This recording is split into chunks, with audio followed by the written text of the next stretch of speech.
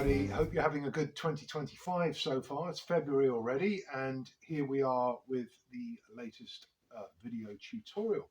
Now, you'll see from the title that this one is called cross stick control. That's a mashup of cross sticking and all those great moves that you used to see the great drum soloists of the past and many of the present do, and using the stick control book.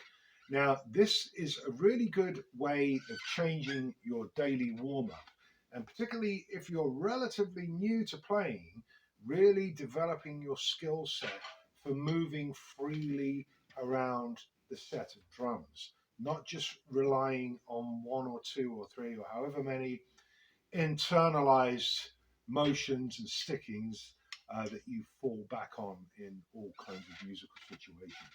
So what I'm going to do today is I'm going to take a pattern. It's number 17, and it's simply this: 2, 3, 4.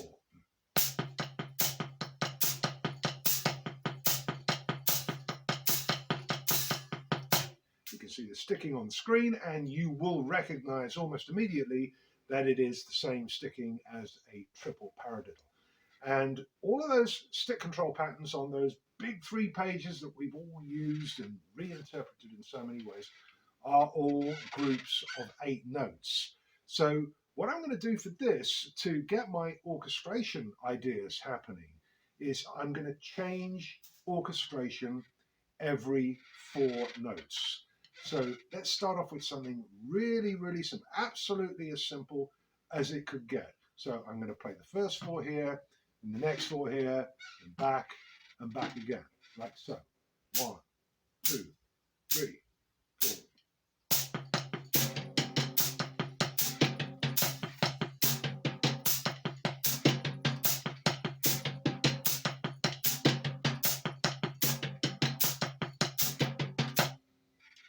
We could vary that a little bit by, instead of both hands moving in the same kind of parallel motion, we could do something different. Let's move the right hand to the floor tom, for instance. And that would give us this: 2, 3, 4.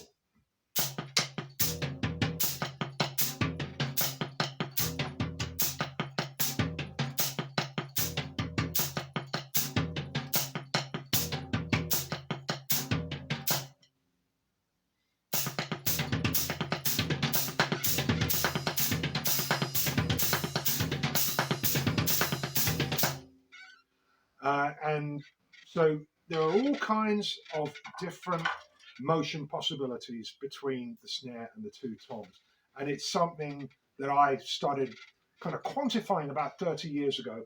And I've come up with this grid that appears in my book, which is available as both physical and download product from here. And what this grid actually spells out is the 72 different ways of getting from A to B on any 3 sound sources. Now, a lot of you will be looking at these videos, your regular subscribers, and thank you for being subscribers, and you'll say, well, here he is doing all that again. And I never wear it out. There's always new ways of getting around with this stuff. And what's also interesting to bear in mind is that whereas in all the previous videos up to now, I've only talked in terms of the snare and 2 toms on the standard 4-piece set of drums, but this whole system can be reapplied, and it's something I haven't actually mentioned in any of the videos until now. You can use the exact same logic between the snare drum, the hi-hat, and the ride for all the different orchestration permutations that you're likely to encounter in timekeeping circumstances, given that the hats, the snare, and the ride are key elements, not exclusively, but they're big parts of what we use when we are keeping time. So this whole system isn't just for playing drum solos. But coming back to today's routine, so we've got our stick control pattern 17, and we're moving it between 2 sound sources. As I mentioned a moment ago, 72 different permutations that you can apply to that.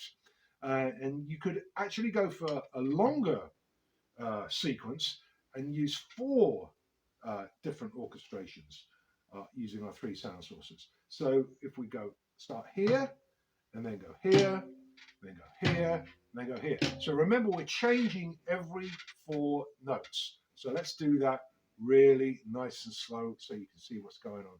Same sticking as a triple paradiddle. 1, 2, 3, 4.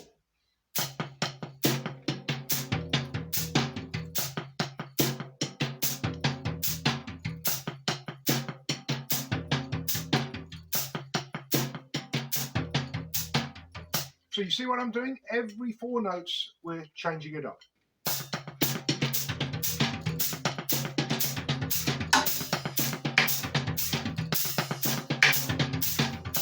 Now, if you think about the 72 patterns that there are on those 3 pages of stick control, and the, as it happens, 72 different ways of getting from A to B, you can see that there is colossal scope in this little concept. And the great part about that is you can make it your own, rather than having like a page of exercises that you play through assiduously until you've internalized them. You can put your own take on this. You could change every 8 notes instead.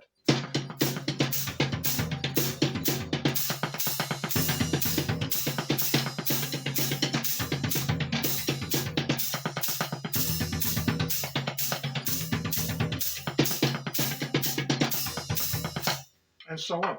Possibilities are literally endless. And the great thing is, no 2 of you will come out sounding the same as one another.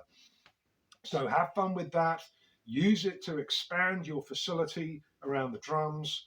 Use it as a way of warming up in a different and more creative fashion, rather than just spending all your time on the snare drum or practice pad. And I will see you next time. Bye for now.